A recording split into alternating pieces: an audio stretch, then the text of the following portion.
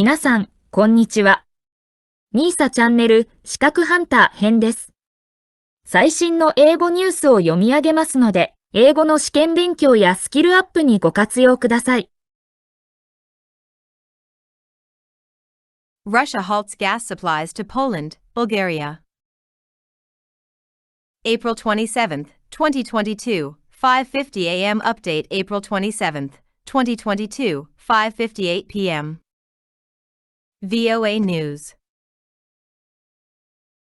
Poland's Prime Minister Mateusz Morawiecki speaks during a news conference near the gas installation at a gas system gas compressor station in Rembelsk-Zizna, outside Warsaw, Poland, April 27, 2022. Russia's Gazprom halted natural gas supplies Wednesday to Poland and Bulgaria, the latest step in the economic fight linked to Russia's invasion of Ukraine. Russia has demanded that European nations, many of which rely on Russia for large portions of their energy supplies, pay for natural gas in rubles, Russia's currency. Gazprom said Wednesday that Poland and Bulgaria had not done so and would therefore have their gas supplies suspended. Gazprom says that 4 unnamed natural gas buyers have paid Russia in rubles and 10 European companies have created ruble accounts to make payments in the Russian currency, Bloomberg News reported. The White House said Wednesday this move by Russia was anticipated. That is why we've, of course, had been in touch with Europe, including with these countries, over the last 24 hours, with leaders in Poland and Bulgaria, White House Press Secretary Jen Psaki told reporters. We have been working for some time now, 4 months with partners around the world to diversify natural gas supply to Europe in anticipation of, and to also address, near-term needs and replace volumes that would otherwise come from Russia. Polish and Bulgarian officials said the Gazprom move amounted to a breach of their contracts. Polish President Andrzej Duda said the Russian gas cutoff violated basic legal principles, while Bulgarian Energy Minister Alexander Nikolov said gas was being used as a political and economic weapon. On Twitter, European Union Commission President Ursula von der Leyen said, "It comes as no surprise that the Kremlin uses fossil fuels to try to blackmail us. This is something the EU Commission has been preparing for, with member states and international partners. Our response will be immediate, united and coordinated." Several EU nations have moved to lessen or eliminate their dependence on Russian energy, including by seeking other sources and boosting their use of renewable energy.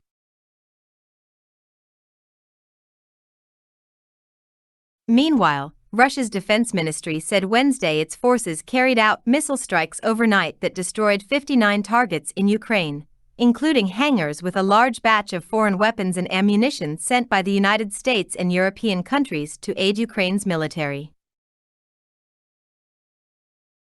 The United Nations said it has teams in Moscow and Kiev that are following up on the agreement in principle that Secretary General Antonio Guterres reached with Russian President Vladimir Putin on Tuesday to allow the UN and the International Committee of the Red Cross to evacuate civilians trapped in the Azovstal steel plant in the besieged port city of Mariupol. Guterres spokesman Farhan Haq told reporters that discussions are taking place on the operational framework for the evacuation. What we have still is an agreement in principle. What we are trying to do is translate that into an agreement in detail, and an agreement on the ground, Haq said. Ultimately, what we want is to make sure that a ceasefire would be respected that would allow us to move people safely. We don't have those conditions as of this moment, the spokesman said.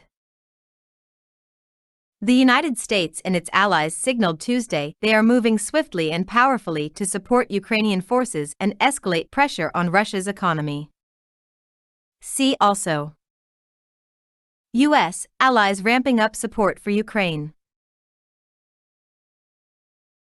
The United States at first needed weeks to move military equipment and munitions to Ukraine, Secretary of State Antony Blinken told the Senate Foreign Relations Committee, but it now often dispatches new armaments to the Ukrainians within 3 days. Blinken said since he and Defense Secretary Lloyd Austin met with Ukrainian President Volodymyr Zelensky in Kyiv over the weekend, the two countries were largely aligned in what they say they need and what we think we're able to provide. Direct link. The U.S. Department of Defense said Wednesday more than half of the 90 U.S. howitzers have reached Ukraine, and a first round of training on the long-range weapons has already wrapped up. Pentagon Press Secretary John Kirby cited the ongoing flow of weapons and aid in the success Ukraine has maintained in the battle against Putin's unprovoked invasion. He's concentrating all his firing forces in the east and in the south of Ukraine. So, he has achieved none of his strategic objectives, Kirby said. I think that's proof right there that the kinds of systems that are being provided to Ukraine have had an effect on their self-defense needs. The U.S. Congress could send Lend-Lease legislation further freeing up the flow of weapons to Biden's desk for a signature as early as the end of this week. Heavy weapons. Germany's government said Tuesday it would send heavy weapons to Ukraine for the first time. Austin, meeting at a U.S. airbase in Germany with officials from 40 countries, including NATO members, said Russian President Vladimir Putin never imagined the whole world would rally behind Ukraine so swiftly and surely. We're seeing more support every day to combat the Russian invasion, he said Tuesday. We don't have any time to waste. We've got to move at the speed of war. The White House said Germany's decision signaled unprecedented unity in the face of Russian aggression. The announcement by Germany is in line with announcements we've seen by a number of European countries in providing assistance they have never before provided, which is part of the significance here, White House Press Secretary Jen Psaki told reporters. So, this is an unprecedented change to provide lethal aid to another country, and that's the significance here from Germany. But I'd also note that Norway provided Mistral anti-aircraft missiles, that a number of countries have provided types of assistance that they have never done in the past, and that really speaks to the significant unity of NATO.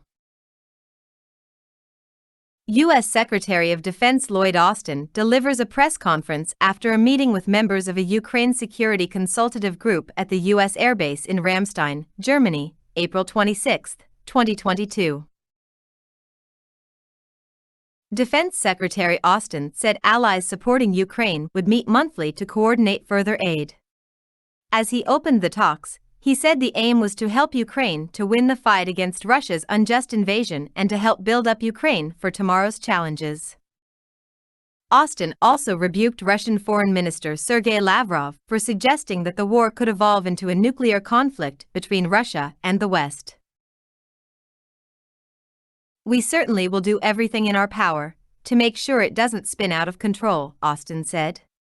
Nobody wants to see a nuclear war. Nobody can win it, he said, adding that it's unhelpful and dangerous to rattle sabers over a nuclear threat.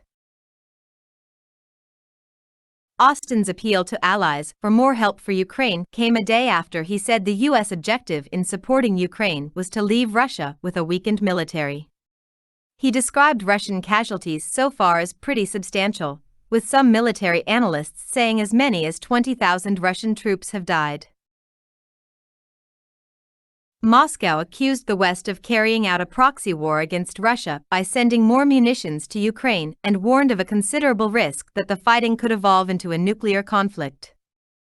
Diplomatic efforts.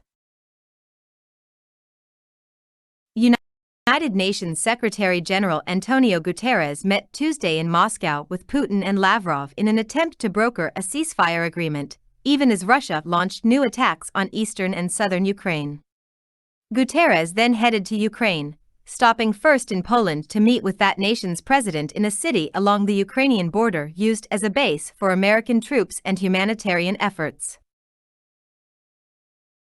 Russian President Vladimir Putin attends a meeting with UN Secretary-General Antonio Guterres in Moscow, Russia, April 26, 2022.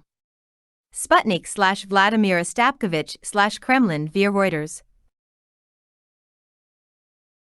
During the 2-hour meeting with Guterres in the Russian capital, Putin agreed in principle to allow the UN and the International Committee of the Red Cross to assist with the evacuation of civilians from the Azovstal iron and steel plant in Mariupol, Guterres spokesman Stefan Dujarric said.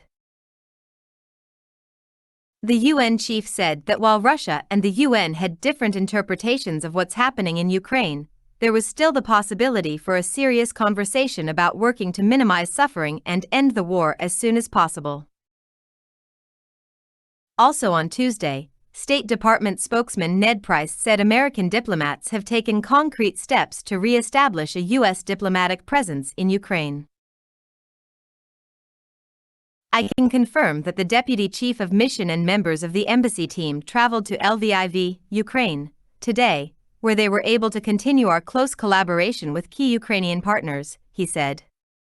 Today, they met with interlocutors from the Ukrainian Ministry of Foreign Affairs. VOA's Anita Powell and Ken Bredemeyer contributed to this report. Some information came from the Associated Press, Reuters, and Agence France-Presse.